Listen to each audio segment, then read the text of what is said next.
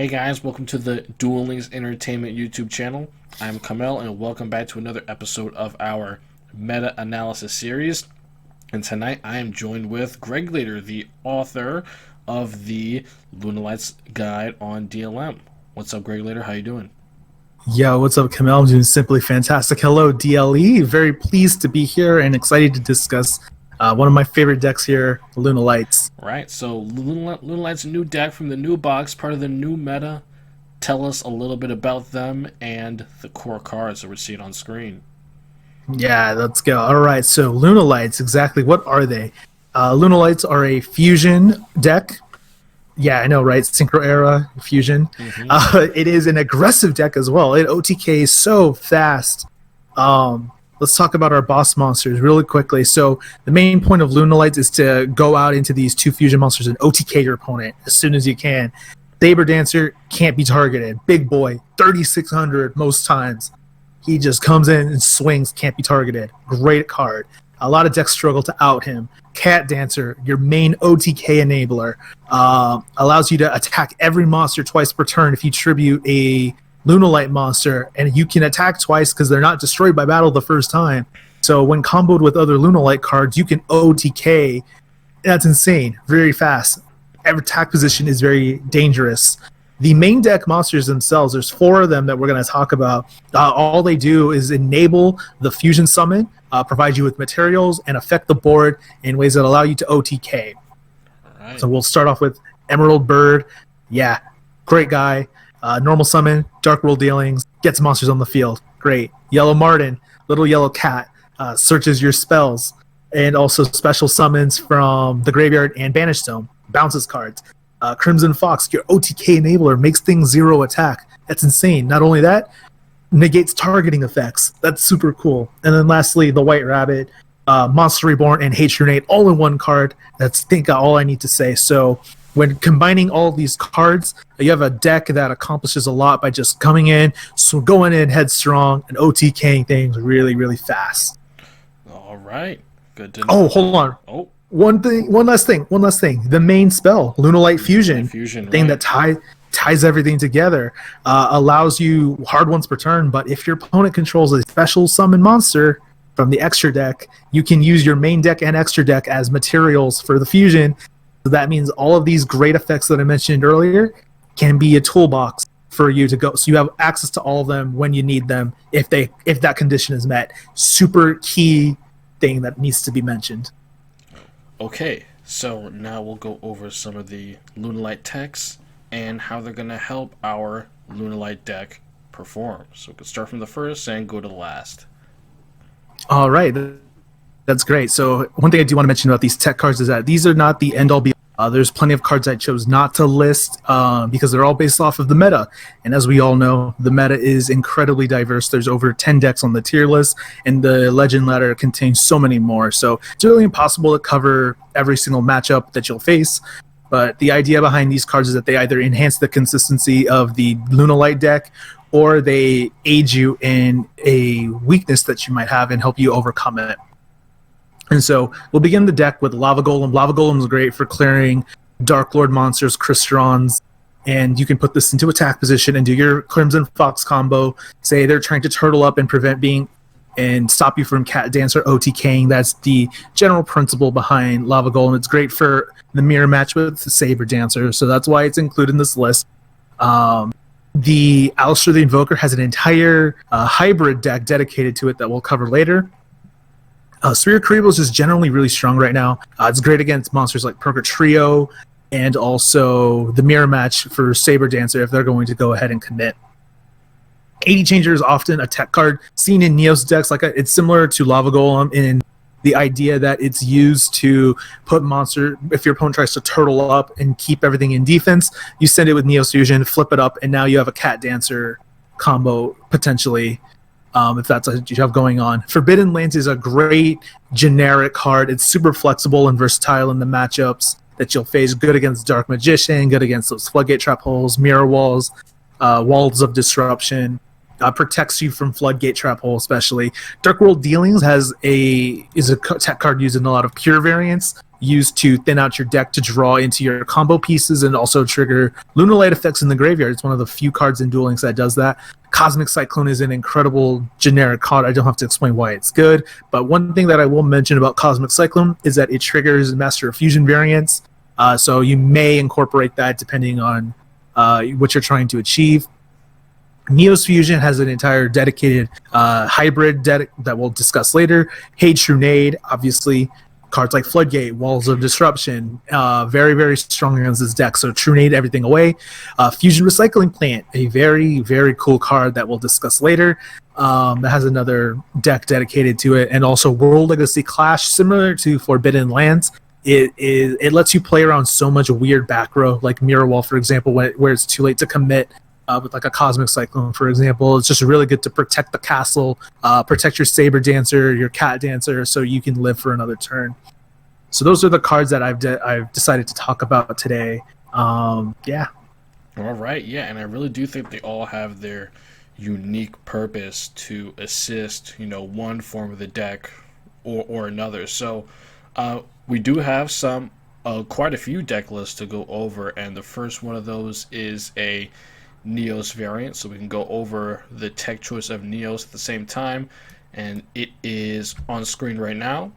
So we have our basic Lunalight cards in the deck, and then we also have, that are not Lunalight cards, we have Neos Fusion, Forbidden Lands, and Keeper of Dragon Magic. So how do those cards contribute? Oh, as well as Brave Neos. So how do those cards contribute to helping Lunalights here in this deck list? Yeah, that's a great question, Kamell. One of the great things about the Neos engine and what it does is that it really solidifies the first turn of the deck. Lunalights often, one of their major weaknesses is that they don't have a very strong first turn. That's why you see a lot of Lunalight decks use the skill Grit. It kind of compensates the deck that way for having that weak opener, but Keeper of Dragon Magic especially allows you to discard any card to search for both your fusion spell, Lunalight Fusion, but also Neos Fusion. Neos Fusion is just generically okay. You usually send Yellow Marten to the deck with it, to the graveyard, to search a Lunalight Fusion for your follow-up turn. That's like a common play in the Neos build. And essentially all the Neos engine is doing is just solidifying the early part of the game, allowing you to get your follow-up turn set up. And that's why we have the deck built the way it does. This variant is very inherently poor against back row. So, Forbidden Lands is the tech card of choice here because it lets you play through Floodgate, which is you're most afraid of.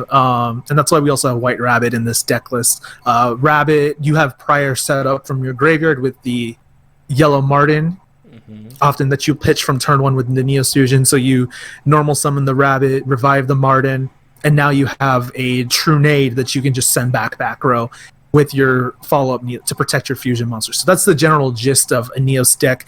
It's honestly one of the most accessible variants as well. Look at this. Okay, if we take out the Forbidden Lands for for just any generic back row hate, like Cosmic Cyclone that you could buy at the shop, this deck's very cheap to build.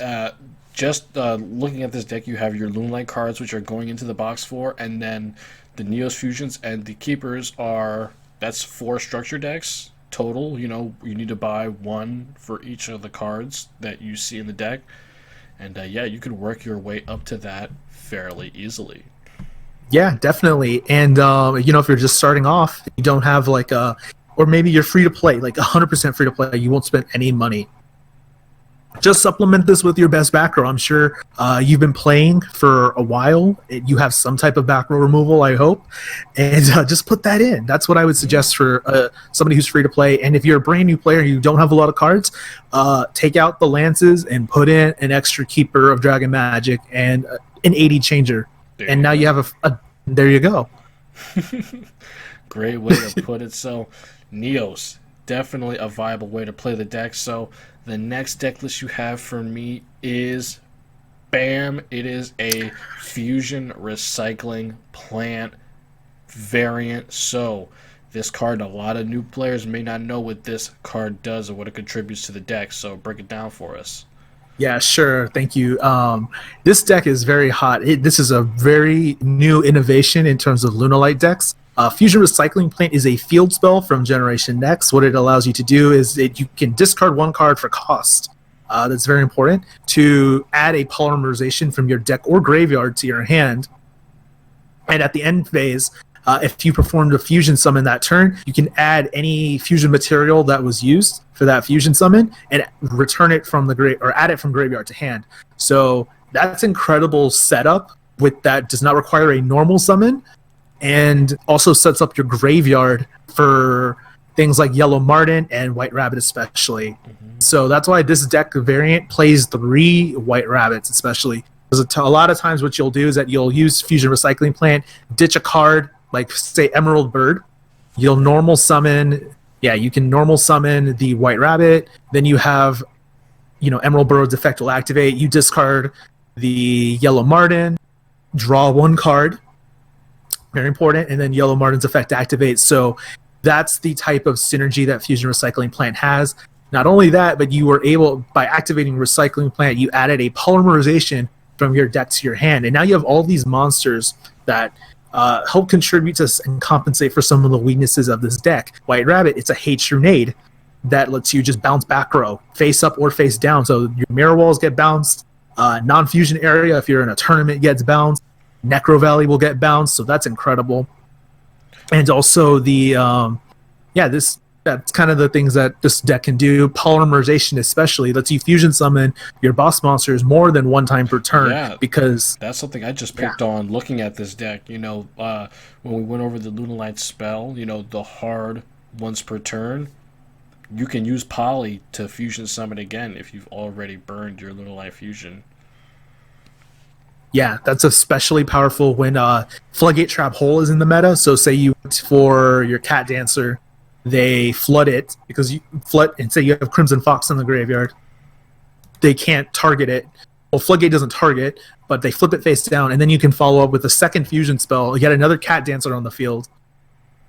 Now you're able to just go through your play. Say their other back row is Canadia. Mm-hmm. Canadia can't. Crimson Fox will stop that. So it's just a very resilient version of this deck. It excels against back row heavy decks, which is why it's really popular. I'd say its one real weakness still is that turn 1. We have these decks that just rely on grit and Spear Karibo to just survive. And, that could be troublesome when all the best you can do is, get up a single Saber Dancer or a Cat Dancer, depending on the matchup.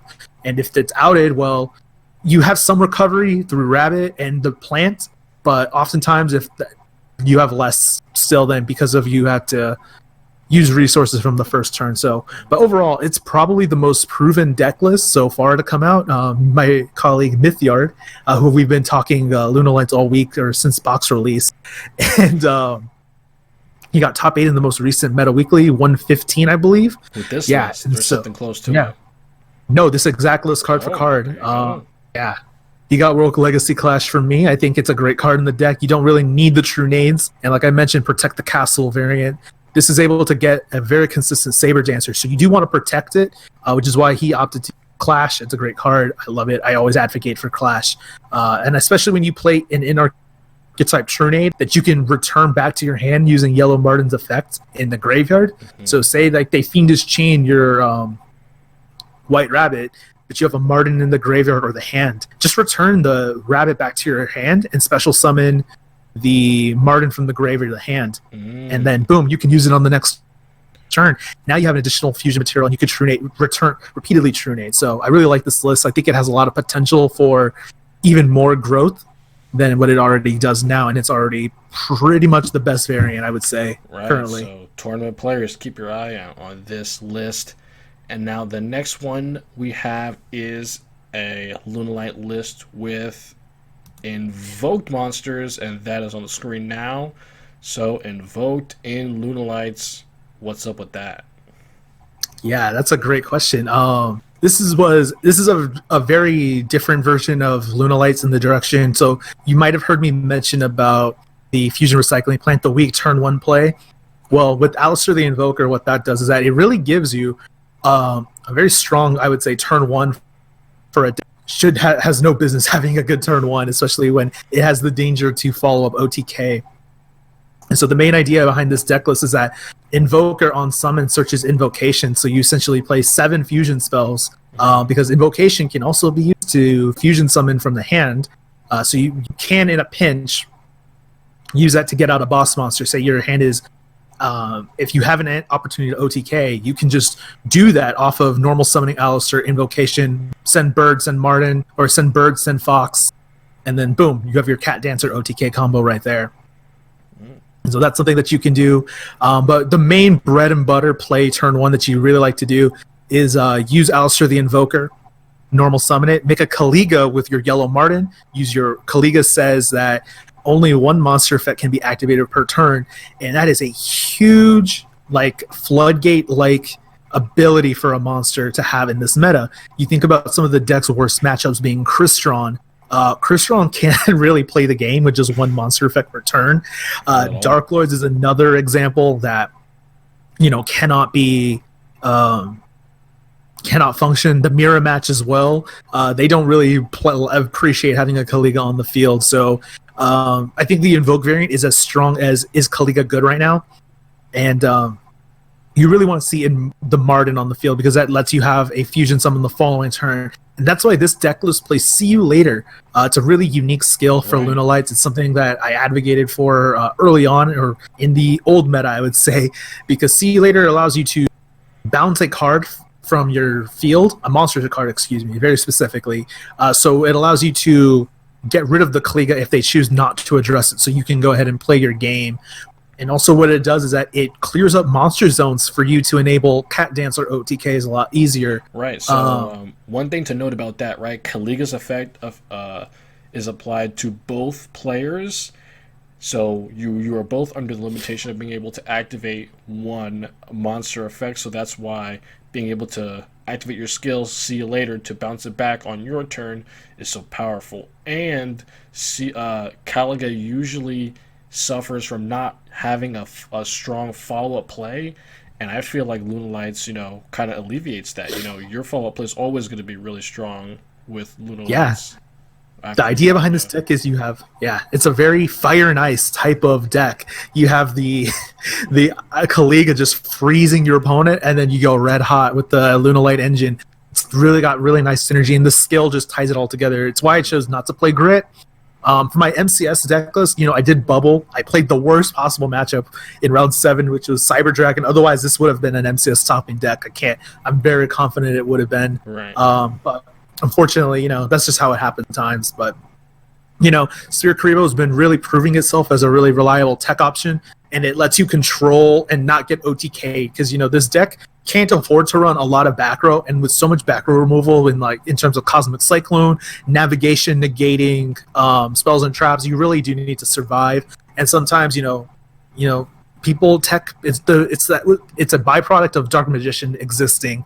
People just want to run Cosmic, they want to run Night Beam and just get rid of your back row. And Kaliga set 1 pass can be addressed by a lot of decks by just getting rid of the back row and Cosmic Cycloning it. So Sphere Karibo is something I haven't tested a lot, but I feel like it has a lot of promise, and other decks have been proving it for me. So this is something to consider.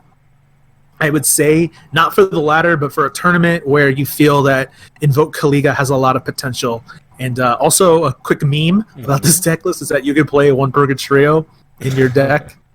So if you play against Shiranui, you can disrupt their plays by just banishing their level 2 and OTKing. Just with that, after they use all their resources on Cat Dancer or the Saber. It's really funny. Well, all right. So now, one thing, when people start playing a new deck, they see all the cards, trying to figure out how they play them. So when you're playing this deck, right, it's OTK deck, are you thinking, you just go all in at all times, or how are you thinking about your plays? That's a great question. I would say with this deck list in particular, if you see a window of opportunity to OTK, do it. A quick example right now. Your opening hand, you're going second. You have World Legacy Clash, 3 Lunalight monsters, and Alistair the Invoker. You have no access to Lunalight Fusion.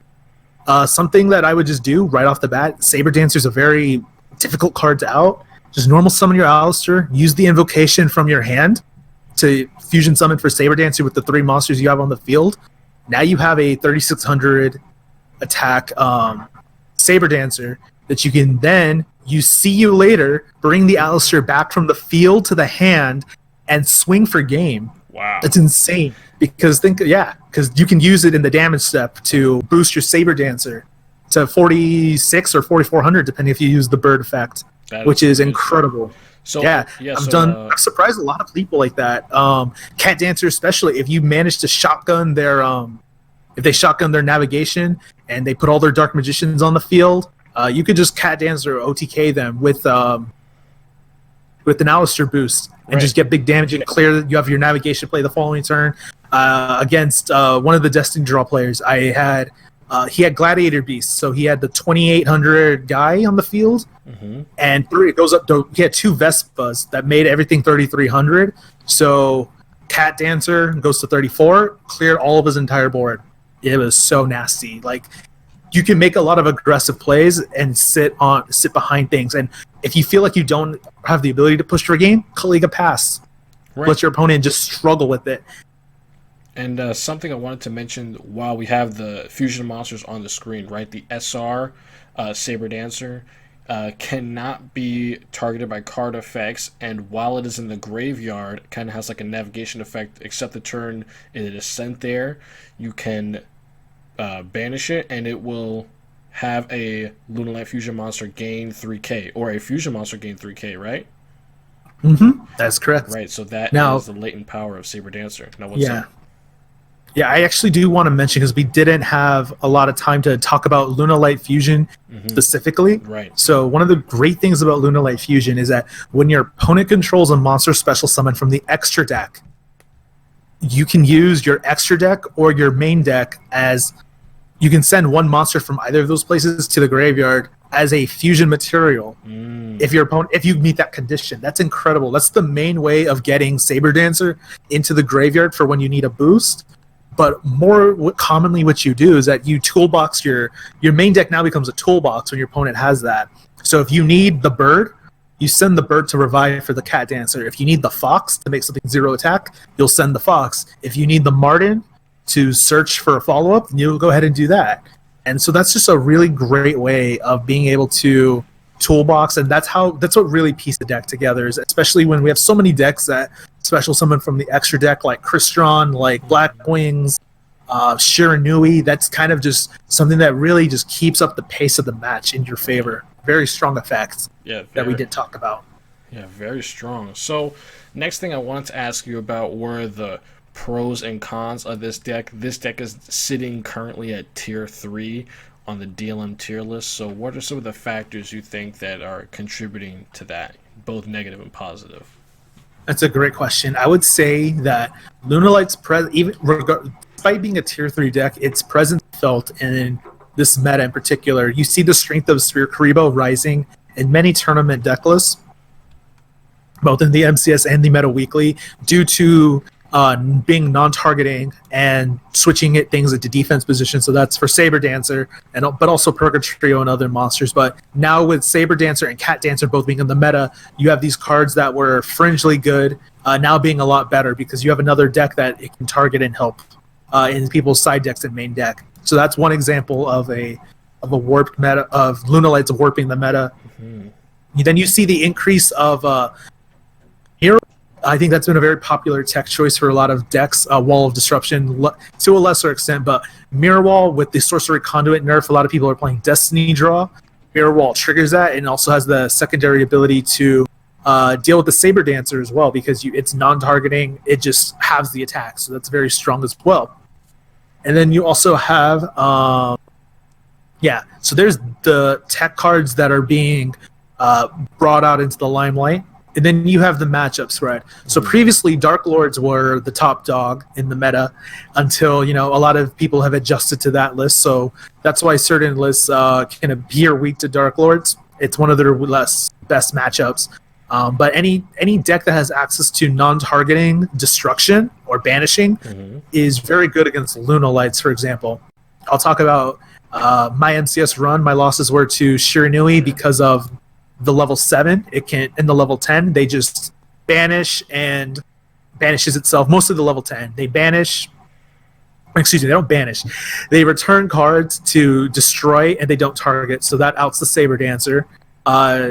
Judgment Dragon as well. It will wipe the board. Black Rose Dragon to another extent. If you're playing against Crystron, it doesn't target, and it's destruction by card effect, which you have no in-archetype way to protect against. But I say that the biggest thorn in my side is Cyber Dragons, because they have a searchable, non-targeting destruction trap card that just is so difficult to deal with and play around. It's a very difficult matchup for a lot of Lunalight decks, no matter how much you tech for it. And it's searchable, so they play 6 because they have it itself and core, which can search it in a pinch. And a lot of decks are playing Grit because, so that telegraphs to your opponent, what am I playing? And so now they know, smart players don't just recklessly summon into attack position if they can avoid it, especially when they see Grit. So overall, I think this deck does best when the best decks in the meta rely on their normal summon and don't play a lot of back row. And so we saw that with or their back row can be playthrough. So that's like Dark Magician, for example. I think this deck has a pretty strong matchup against DM with the Fusion Recycling Plant build, because it's more resilient towards back row, I would say. And so, but if this deck was tier 1, it would have I would kind of compare it to Black Wings, where if it was the most played, most represented, most strongest deck, you can side for it. We've seen Jason side Special Hurricane, that's non-targeting, mass destruction, Sphere Karibo, Mirror Wall, Lava Golem, those would all rise in usage, and this deck would fall back. But you got to find the right timing to play it in a tournament, and on the ladder, easy key games. Easy. I've been playing this. Easy. Everyone's playing it, man. Everyone and their mother's playing this deck. Learn the mirror match. Yeah. Just set pass. No one's OTKing you. Right. Make them go first. And my last question for you is, would you recommend this deck to new players? Obviously, just looking at the new box, you can get all of the core cards. They are SRs or below. So would you recommend this to a new player starting out, looking for the first deck? I would 100% confidently suggest this to anybody who wants to play Duel Links and wants to play immediately. Doesn't have a lot of this is the deck for you. We're just look at the Neos version. You could rewind back to that section where we discussed a deck list.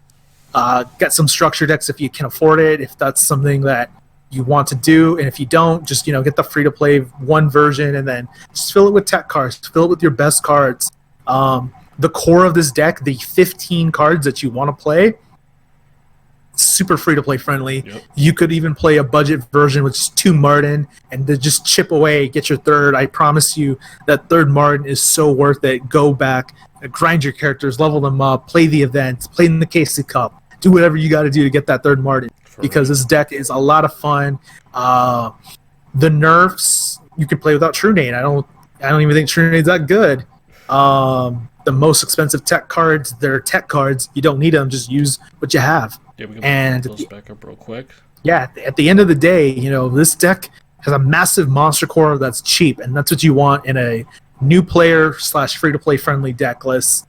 And that's why I think Lunalight, compared to other deck lists too, what's the next most cheapest deck? Black Wings? Yeah, and you have to struggle to call that cheap, man. Yeah, I don't know what even else you could consider cheap. This is a deck that doesn't play Fiendish Chain, so that's immediately something that a lot of people are interested in. Right, so Lunalights, the way to go if you are a new player. And Gregulator, I want to thank you for joining us on the Duel Links Entertainment YouTube channel. We've been trying to get you on here, and you were a great guest. Hope to see you in the future. And for anyone who wants to read Gregulator's Lunalight guide, it is going to be down in the description. There's a ton of content there for you to read up on. And in the description as well, you'll be able to check out the Duel Links Entertainment Discord, Twitch, Twitter, all the information you need on where to find us. And yeah, that's it for me, guys. Gregulator, say peace to our fans. Yeah, thank you guys for having me, Kamell, and to the DLE community. I love you guys, and I hope to see you around. All right. Peace out, guys. See you later.